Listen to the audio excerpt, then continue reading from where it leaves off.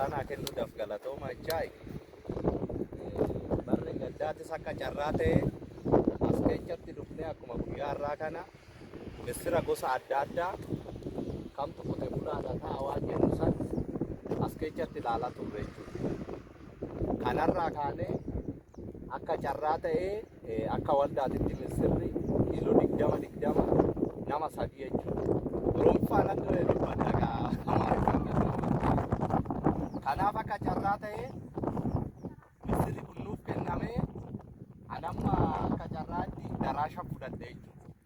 Daraasha fudhadhee asittis kan filanne daraashii bareedduudha kana jechuudha. Barri gaddaan asitti filannee misirri kun nu fayyadaa jijjiirama nuuf fidaa boru nu guddisa waan jennurraa kaanee fudhannee ofirratti facaasnee kanaaf amma yaa'u yeroo nu ga'u ettan malee oduu dhaqamee kan laalamu ta'e baay'ee kan namatti tolu jechuudha. Nama akka kiyyatti bara dabre isaanis doktoroota qaama adda addaa wajjin dhufanii gaaddisaa faayis laalaa turanii wanni jiru samoonni sanitti akka dhukkubni qabu barbaade qoricha wayinatti himanii qoricha isaatti na fayyadame amma misirichi suni baay'ee kan namatti tolu jechuudha. Gosa saniin kan ta'e as keessa jiru jechuudha. Keessa dabree midhaan buufachuun isaa ammataa irratti dhukkubsate sunis deebi'eetuma fayyee kanaaf deemee barri gaddaa yoo kaasu kiiloo takkitti birrii 120 binnee gabaarraa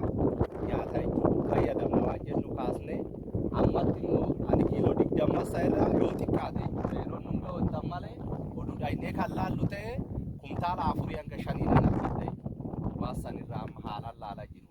Kanaaf immoo isa karaa maabaraatitti yookiin immoo karaa waldaatitti deebisee kiiloo 20 nama baay'ee bira ga'a jechuudha. Qote bulaa hedduu bira ga'a waan ta'eef kan duraan abdiirraa kunnee waggaa meeqa nu jijjiiree qote bulaa nu jijjiiree magaalatti lafa nu bitee mana citaa keenya mana qorqorrootti nurra dabree horii keenya waan hedduu fayyadamaa turre sun ammatti nu deebi'ee waan ta'eef kan abdii kunne san amma karaa guutuu ta'e jechuudha. Qote bulaan naannoo keenya itti deemee laala jechuudha. Misirri akkamitti nu deebi'ee waan jedhamu san laala jira waan ta'eef baay'ee kan nama gammachiisuu fi kan abdii namatti horu waan ta'eef karaa fuulduraa kanaa olitti babal'isnee itti deemuu dandeenya waan ta'eef baay'ee itti gammannee haala gaariidhaan waan jedhu kaasuudhaaf.